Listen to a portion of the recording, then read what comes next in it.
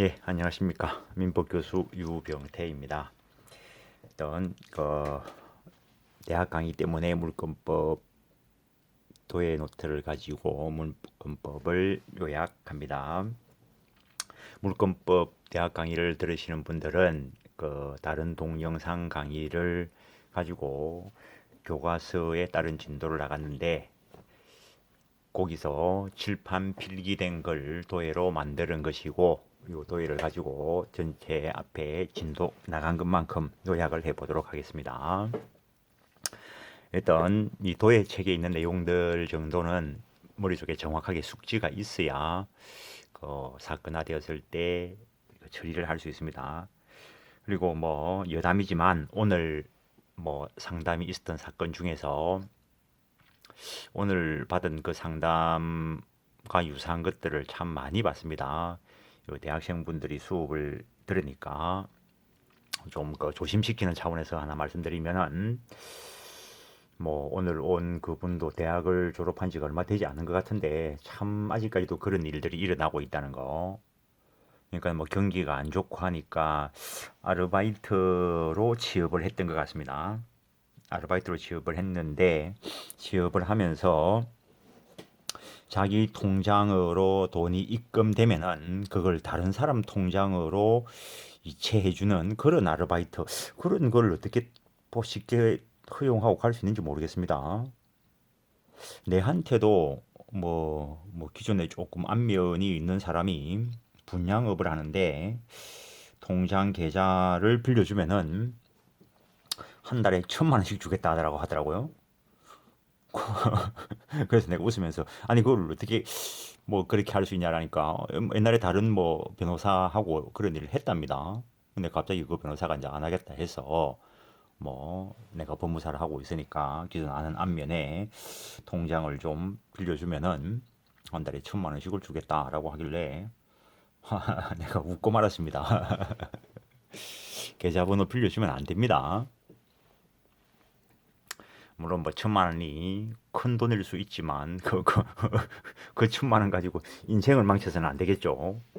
근데 아르바이트 한다고 취업했다면은 페이를 얼마 주겠습니까 그거. 근데 어쨌든 이 오늘 상담 온 그 사람을 B라고 합시다.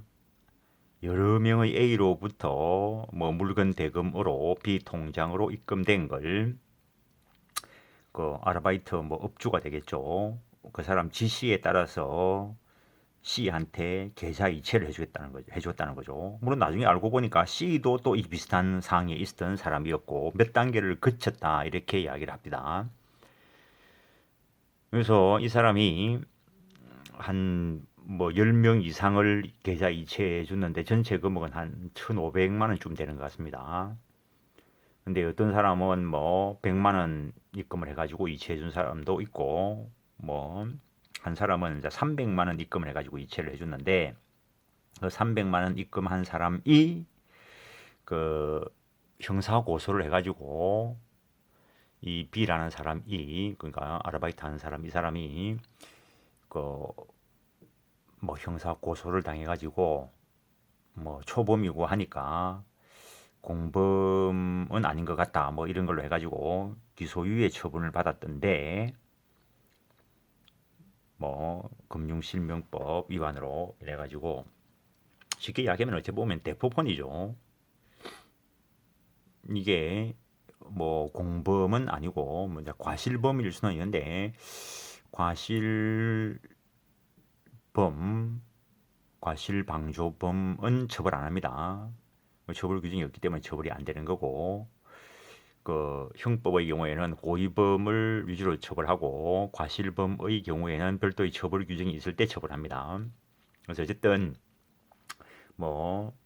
기소유예 처분을 받았는데 그런데 여러 명의 A 중에서 300만 원 입금한 그 사람이 이제 민사소송으로 300만 원 반환 청구가 들어왔다는 거죠. 내가 앞에 강의 올린 것 중에 보면은 저 앞에 채무부존재 확인 소송 등과 관련돼서 올린 게 아마 2가지쯤 있는데 그 중에 한 개가 아니라 보이스피싱 사건인데 요거하고 비슷한 사안입니다. 그 보이스피싱은 아예 그냥 자기도 당한 건데 요 오늘 상담한 이 B는 아르바이트 한다고 취업을 한 과정에서 그런 문제가 발생한 거죠. 어떤 앞에 올린 것 중에서는 그 이 사건 금액이 6천이 넘었던 것 같은데 뭐 오늘 이 상담했던 사건은 금액이 한 1,500만 원 정도 되는 거고 그 열 몇 명 되는 A 위치에 있는 사람이 다 고소를 하게 될지 뭐 또는 부당이득 반환 청구를 하고 들어올지 그건 나중 문제고 일단 그 중에서 큰 금액인 300만 원 입금한 사람이 부당이득 반환 청구의 소를 제기해서 답변서를 의뢰했는데 참 가슴 아픕니다. 뭐 사회 초년생이 그런 걸 당하면은 너무 가혹하죠. 어쨌든 뭐 통장 계좌번호를 빌려주면 안 된다. 그건 다 알고 있는 거 아닌가요? 하여튼 그런 뭐 모를 수도 있죠. 어쨌든 통장 계좌번호를 빌려주면 안 됩니다. 뭐 옛날에 학원 수업을 할 때 뭐 여러 번 뭐 유사한 그러니까 매번 제가 올려놓은 거 보면 그렇습니다. 사람만 바뀌고 시간만 바뀌고 장소만 바뀌고 똑같은 일이 매번 일어납니다. 어떻게 똑같은 일이 그렇게 반복되냐는 거지. 법을 알아야 됩니다. 모르면은 부지불식간에 당합니다. 알고도 당할 수가 있는데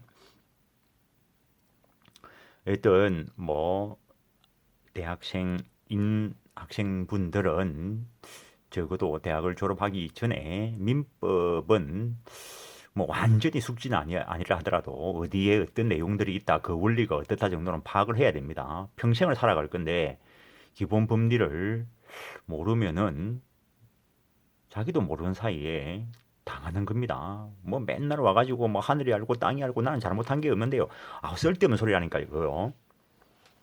하여튼 뭐 여담이 길었는데 하여튼 각별히 조심을 해야 됩니다. 일단 물권법 앞부분 빨리 한번 요약을 해볼 텐데 물권법 사람이 물건에 대해서 누리는 것으로서 법의 보호를 받는 것을 물권이다라고 이야기할 것인데 이 물권에 대해서 규정해 놓은 법이 물권법이고 채권법과 비교할 때 물권법은 대체로 강행 규정이고 채권법은 세계 보편적 성향을 가지는데 물권법은 그 나라 고유한 성질을 가지는 것들이 있다는 거. 물권법에 있는 전세권은 우리나라에만 있는 특유한 제도다 이렇게 이야기할 수 있습니다.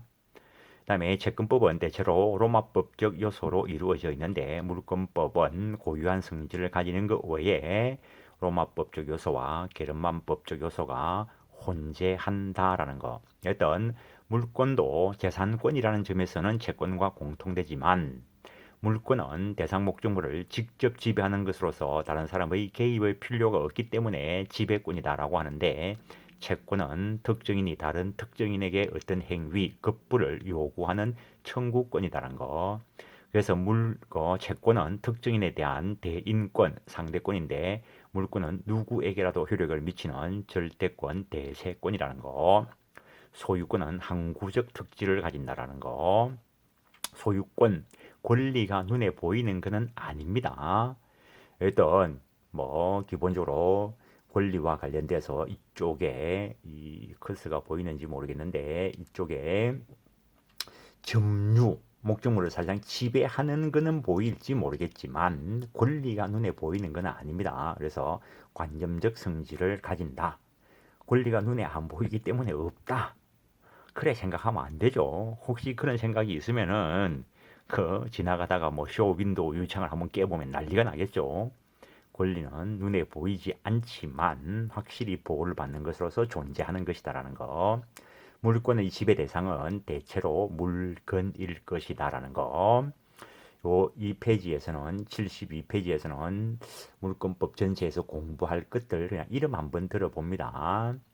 이러한 물권의 공통된 효력으로서 물권법 총론에서 이야기하고 있는 게 우선적 효력과 물권적 청구권이 있다라는 거. 우선적 효력, 어느 권리를 먼저 보호할 것인가의 문제인데 물권 상호 간에는 제한물권과 소유권이 충돌하면 제한물권이 우선 보호되고 제한물권 상호 간에는 성립 순서에 따라서 보호를 받을 것이고 그다음에 물권은 채권에 대해서는 우선한다는 거. 그다음에 물권의 실효성을 보호하기 위해서 인정되는 물권적 청구권에 반환 청구권도 있고 제거 청구권도 있고 예방 청구권도 있다는 것.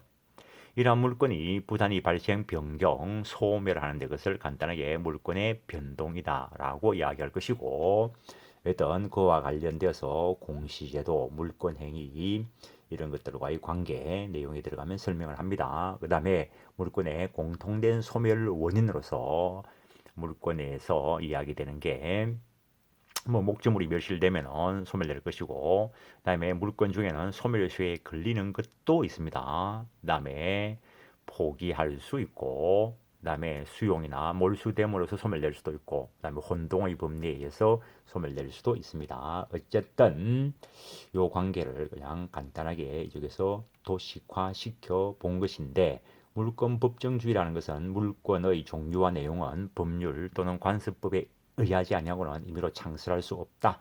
185조에서 규정을 하고 있습니다. 그래서 성문법과 관습법이 다 물권법의 법원이 되는데, 왜든 거기에 성문법의 일반법도 있고 특별법도 있는데, 물권의 일반법은 민법, 물권법 편을 말할 것이고, 그 물권법 편에서 점유권과 본권을 대립시키고, 점유권은 목적 물건을 사실상 지배하는 것만으로 보호를 받는 것이고, 본권은 점유를 정당화시키는 권원이 되는 것을 말하는데, 그 본권 중에 가장 완전 물권으로 전제되어 있는 것이 소유권이고, 이 완전 물권의 힘을 제한할 수 있는 게 제한 물권인데, 제한 물권에 용익 물권이 있고, 그리고 담보 물권이 있다는 것. 그다음에 관습법도 물권법의 법원이 된다는 것.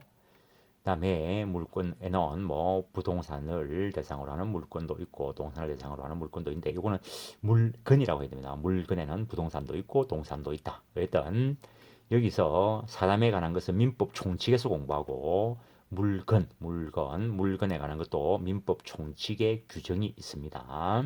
근데 물권법에서 또 설명을 해 두었습니다. 일단 물권 관계다라고 하는 것은 결국에 사람이 물건에 대해서 누리는 것으로서 법의 보호를 받는 것을 물권이다라고 이야기할 것이고, 사람에는 자연인과 법인이 있고, 법인에는 사단법인이라는 것도 있고 재단법인이라는 것도 있고, 법인의 실체를 다 갖췄지만 법인 설립 등기를 안 한 권리 능력 없는 법인이라는 것도 있다는 거. 요거는 민법 총칙에서 공부하는 겁니다. 다음에 물건, 유체물 및 전기, 기타 관리 가능한 자연력을 물건이라 하는데, 우리 법 규정상으로는 민법 총칙 쪽에 규정이 있는데, 내는 물권법에서도 요걸 수술을 해 두었습니다. 채권 관계라는 것은 사람이 다른 특정인에게 일정한 행위를 요구하는 청구권이다라는 것. 그래서 물권과 채권 앞에서도 비교를 했습니다.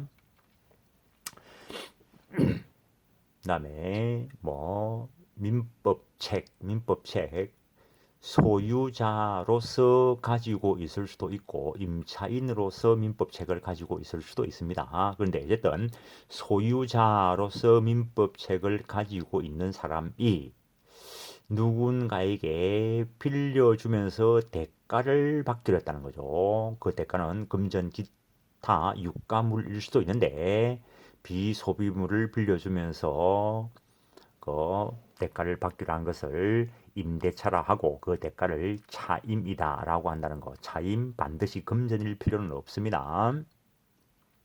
그러면 임차인은 빌려 쓰기로 한 날까지 빌려 쓰게 될 것입니다. 근데 임대차 관계가 끝나면 이 A라는 사람은 소유자로서 소유권에 기한 반환 청구권도 있겠지만, 임대차 관계 종료를 원인으로 한 임차 목적물 반환 청구권, 채권적 반환 청구권도 가질 수 있다는 겁니다.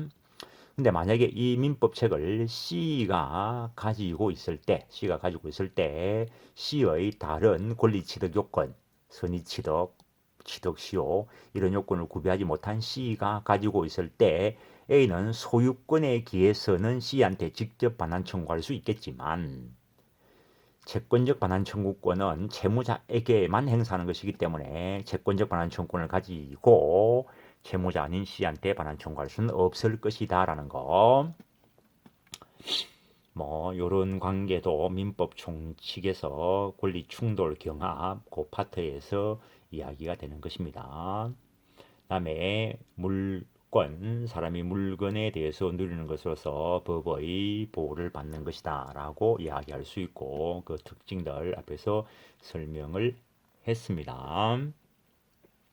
그다음에 이 도식은 조금 전에 함께 설명을 한 것이고, 물건이란 유체물 및 전기 기타 관리 가능한 자연력을 말하는데, 일단 물건이 되기 위해서는 유체물이거나 무체물로서 관리 가능성이 있어야 된다는 거. 따라서 관리 가능성이 없는 공기는 물건이 될 수 없겠지만, 관리되고 있는 산소통 속의 산소는 물건이 될 수 있다는 것. 자연력이어야 된다. 사람은 아니어야 된다. 사람의 일부는 아니어야 된다. 사람의 일부는 사람의 일부이지 물건 아니라는 거죠. 머리카락 몸에 붙어 있을 때는 신체의 일부인데, 그것이 분리가 되면은 물건이 된다라는 거. 물권의 지배 대상인 물건이 되기 위해서는 독립되고 특정되고 현존하여야 한다라는 거. 학생분들에게는 내가 요걸 그 카톡에 올려놨습니다. 뭐 그 카톡에 있는 걸 보시든 아니면 출력을 해서 그 노트로 보시든 하십시오. 일단 물건의 지배상인 물건은 크게 부동산과 동산으로 나눌 수 있는데, 법 조문에서 토지와 그 정착물을 부동산이라 한다. 부동산 아닌 것을 동산이라 한다. 이렇게 규정을 하고 있습니다. 부동산에 일단 토지와 그 정착물이 있는데, 그 정착물에는 토지의 구성 부분으로서 토지의 일부인 정착물이 있고, 토지와 분리 독립된 것이 있습니다. 토지의 일부인 거, 흙이 토지는 아니죠. 흙은 토지의 일부일 뿐입니다. 그 토지 안에 보면은 흙도 있고 돌멩이도 있고 뭐 잡초도 있고 나무도 자라고 있을 수 있겠죠. 지하수도 있고 온천수도 있고, 온천수도 지하수와 마찬가지로 일단 원칙적으로 토지의 일부로서 토지 소유자의 소유에 속하는 것이기 때문에 온천권이라는 독립된 물권은 인정되지 않는다라는 거. 근데 우리 법은 건물은 토지와 별개로 다룹니다. 그래서 토지와 분리 독립된 대표적인 부동산으로서 건물이 있고, 그다음에 수목은 원칙적으로 토지의 구성 부분이지만 임목에 관한 법률에 의해서 등기가 되면은 독립된 부동산으로 다룹니다. 물권 공시 방법인 명인 방법을 갖추었을 때도. 그다음에 농작물의 경우에는 그 토지의 정당한 권은 여하를 불문하고 수확기에 이른 때는 경작자 소유에 속한다라는 판례가 있습니다. 그럼 미채굴의 광물은 어떻게 할 것인가? 이거는 토지 구성 부분으로 보지 않고 광업법, 특별법에 의해서 국가의 배타적 채굴 허가권, 광업권의 객체가 된다는 거. 그래서 A가 토지 소유자이고 B가 나무를 심었다는 거죠. B가 나무를 심었고, 그 다음에 그 뭐 B가 또 농작물을 뭐 재배하고 있다고 봅시다. 그리고 B가 그 건물도 건축을 했다는 거죠. A 소유의 토지에. 그럼 땅은 A 건데 이 건물은 건축과 동시에 일단 B 소유에 속한다는 거. 나무는 원칙적으로 토지에 부합되어 버리니까 A 소유가 되는 게 원칙입니다. 근데 농작물의 경우에는 그 토지 사용에 대한 정당한 권은 여하를 불문하고 수확기 이런 때는 경작자 소유에 속한다. 이때는 명인 방법도 불문한다는 거. 그 정도. 의제 부동산은 실질은 동산인데 등기나 등록에 의해서 물건을 공시하게 함으로써 부동산처럼 다루는 것을 의제 부동산 또는 준부동산이라 합니다. 그런 것들이 아닌 것을 동산이라 할 것인데, 동산 중에서 금전은 또 특이합니다. 그래서 특수한 동산 이렇게 이야기를 하는데, 금전의 경우에는 소지만 있으면 일단 소유권이 인정된다는 것. 그래서 A라는 사람이 민법 책을 들고 가다가 잊어버렸습니다. 길에서. 그래서 B가 그것을 주워들더라도 B는 민법책 소유권을 즉시로 취득할 수는 없습니다. 그때 A는 소유권을 가지고 있고 소유권에 의해서 반환 청구권을 행사할 수 있습니다. 뭐 그 민법책을 주선 B가 C한테 팔고 C가 B한테 돈을 주었을 때 C가 선의취득 요건을 구비하지 않는 한 A는 소유권에 의해서 C한테 민법책 반환 청구할 수 있습니다. 그런데 A가 이번에는 현금 10,000원을 잊어버렸다고 봅시다. 그때 일단은 주워 드는 그 사람이 금전의 경우에 강제 통용력 있는 금전의 경우에는 소지만 있으면 일단 소유권 취득할 수 있다라는 거. 그래서 금전의 경우에는 원래 소유자였던 사람, 그 사람은 채권적 반환 청구권을 가질 수는 있어도 물권적 반환 청구권은 가지지 않는다는 거. 선의 취득은 물권법상 동산에 특유한 제도입니다. 그래서 금전은 선의 취득 대상이 되지 않는다는 거. 금전은 선의 취득 안 해도 그냥 소지만 하면 소유가 인정될 수 있기 때문에 그때는 채권적 반환 청구권으로 처리하게 될 것이고, 금전의 경우에 돈을 빌려간 사람이 자기는 돈이 없을 뿐이지 옆집 사람은 돈이 많을 수도 있습니다. 그래서 특정인의 입장에서 불능인 거, 그것은 이행불능의 문제로 다루지 않는다라는 거. 그래서 금전 채무의 경우에는 이행불능의 문제는 없고 돈이 없어서 못 갚더라도 이행지치라는 거. 그 정도. 그래서 A 소유의 토지에 A가 건물을 신축해서 건물을 소유하고 있었고 등기가 없었다 하더라도 그 다음에 A가 나무를 심어서 나무가 자라서 뿌리를 내리고 있습니다. 이때 딴 말 없이 토지만 B가 매수를 했을 때 그러면은 토지에 대해서 등기를 하면은 B가 토지 소유권을 일단 취득합니다. 그때 건물 소유는 여전히 A한테 남아 있습니다. 왜냐하면 토지와 건물은 항상 별개이기 때문에 원칙적으로. 근데 나무의 경우에는 원칙적으로 토지의 구성 부분이기 때문에 딴 말 없으면은 토지 소유권이 B에게 이전되면서 나무 소유권도 B한테 넘어갑니다. 당연히 이 땅에 있는 흙이나 돌멩이 이런 것도 넘어가겠죠. 물론 여기에 수석을 하는 동산이 있다면은 그는 별개의 물건이 되겠죠. 근데 뭐 TV가 집에 있을 수도 있고 TV가 밖에 내놨을 수도 있는데 이 TV는 동산이기 때문에 토지 소유권 이전에 따르는 게 아니죠, 원칙적으로. 뭐 그 정도. 그다음에 뭐 지적법상 지목이 도로인 경우 뭐 소유권 대상도 되고 점유권 대상도 됩니다. 하천의 경우에는 뭐 공용 하천과 관련되는 거 소유권 대상은 아니지만 점유의 대상은 될 수 있고, 뭐 바다 소유 대상은 아니죠. 물론 뭐 사적 소유의 하천도 있을 수 있습니다. 그다음에 바다의 경우에는 공유, 수렵, 매립권, 국가로부터 공유, 수면, 매립 허가를 받아서 매립함으로써 그 토지가 되면은 원시 취득할 수 있는 방법이 있기는 합니다. 그다음에 지적재산권, 뭐 요즘은 지식재산권이다라고 이야기하는데 무체재산권이다라고 하는 것은 정신적 창조 행위에 대해서 법이 권리를 인정한 것이죠. 이렇게 부동산과 동산을 다루는 것은 지배하는 법리가 다르기 때문에 이렇게 구별해야 된다라는 거. 그래서 어떤 물건에 대해서 분쟁이 있으면 그게 부동산인가 동산인가 그 요건을 어떻게 갖추고 있는가 그런 것들을 따져봐야 됩니다. 그 정도 하시고 그다음에 물건을 또 다른 기준으로 나누면 주물과 종물로 나누는데 종물은 주물의 상용에 제공된 것으로서 독립한 물건이고 주물과 종물은 원칙적으로 소유자가 동일해야 된다는 것. 그래서 종물이 되기 위해서는 주물과 장소적으로 밀접한 곳에 있고 독립된 것이어야 되고 원칙적으로 그 다음에 소유자가 원칙적으로 동일해야 되는데 물권법에 만약에 공부에 들어가 보면은 부합물, 부속물 이런 개념들이 나옵니다.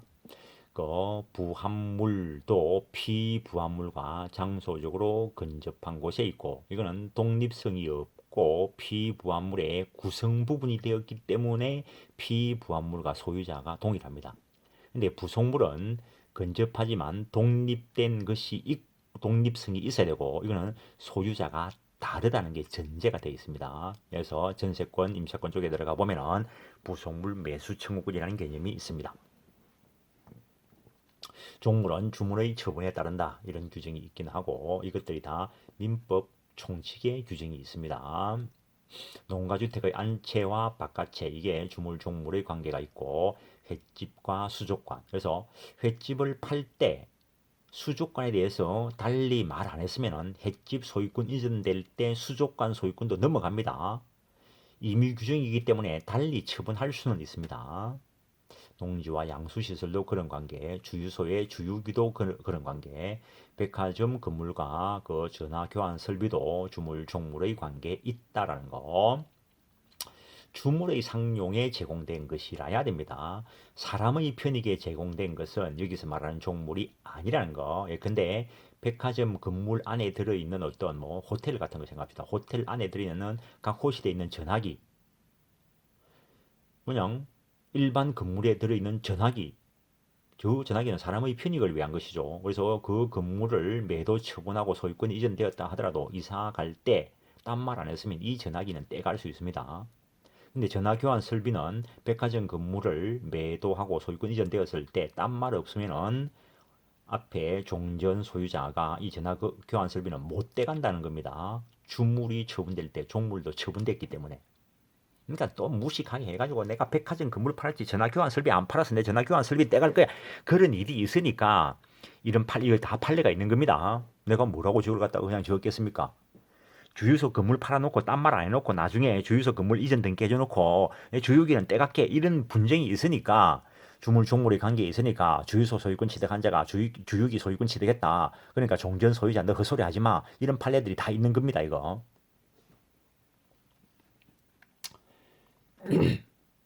법 공부에 들어가면 좀 더 세부적인 것들이 있는데, A 소유의 토지에 B가 지상권을 취득하고 B가 지상에 건물을 건축해서 이 건물 소유권을 취득했습니다. 그런데 이 건물에 대해서 C에게 소유권 이전 등기를 하면 이 C는 건물 소유권을 취득하면서 딴 말 없으면 주물 종물 이론이 유추 적용되어서 주된 권리 이전될 때 종된 권리도 이전된다라는 거, 이전해야 된다는 거. 그래서 지상권도 이전해야 된다는 거. 물론 등기까지 있어야 넘어옵니다. 딴 말 없으면은 주물 처분될 때 종물 처분되듯이 주된 권리 넘어갈 때 종된 권리도 넘겨주어야 한다라는 거. 매매의 경우에도 마찬가지고 경매와 관련해서도 그런 현상이 나타날 수 있습니다. A 소유의 토지에 B가 지상권을 가지고 B가 건물을 건축했는데 이 B 소유 건물이 경매로 다른 사람에게 이전되면은 이거는 법률 규정에 의해서 이전되는 것으로서 이때는 지상권이 등기 없이도 이전됩니다. 법률행위에 의한 부동산 물권 변동은 등기하여야 효력이 발생한다. 법률 규정에 의한 부동산 물권 변동은 등기 없이도 변동될 수 있다. 단 처분하기 위해서는 등기가 있어야 된다. 일단 공부를 다 해놓고 나서 보면 당연한 이야기들을 하고 있는 것입니다. 그 다음에 물건을 또 다른 기준으로 나누면 원물과 과실로 나눈다는 거. 원물이란 것은 어떤 물건을 산출시킨 물건이고 그때 산출된 것을 과실이라 하는데, 예컨대 사과나무에 사과, 배나무에 배, 이런 것들은 천연과실이고 원물의 사용 대가인 또 다른 물건 법정과실이라 하는데, 임대차에 대한 차임, 금전 소비대차 계약에 대한 이자, 그다음에 기타 사용이득도 법정과실에 준해서 처리한다는 것. 30분 넘어가면 언제 끝일지 모르니까 마음이 딱 급해서 그러는데, 임금은 사람 노동력 사용의 대가이기 때문에 여기서 말하는 과실은 아니라는 거. 주식은 권리 사용의 대가이기 때문에 여기서 말하는 과실이 아니라는 거. 과실의 수취권자는 원칙적으로 원물의 소유자 또는 원물에 대한 정당한 사용권을 가지는 지상권자, 전세권자, 사용차주, 임차인, 그리고 선의 점유자, 그 다음에 유치권자, 질권자, 저당권자는 과실 수취권을 당연히 가지는 것은 아니지만 과실을 수취하여 변제에 충당할 수는 있다는 거. 그 다음에 뭐 금전, 물건이기는 하다 있죠. 동산이기는 한데 일반적인 동산하고는 좀 다르다. 그래서 소지만으로 소유가 인정되고, 그래서 이때는 원소유자가 물권적 반환 청구권은 없고 채권적 반환 청구권은 가지는데, 이거는 소지만으로 소유가 인정되기 때문에 선의취득법리는 적용되지 않고, 금전 채무의 경우에는 이행 불능의 문제는 발생하지 않고 언제나 이행 지체의 문제만 발생한다라는 것. 그래서 일단은 여기까지 하고 마치겠습니다. 일단 그 대학 교재를 가지고 뭐 수업을 했으니까 그 교재를 읽은 거 또는 교재를 읽으면서 이 도예 정도를 정리를 하십시오.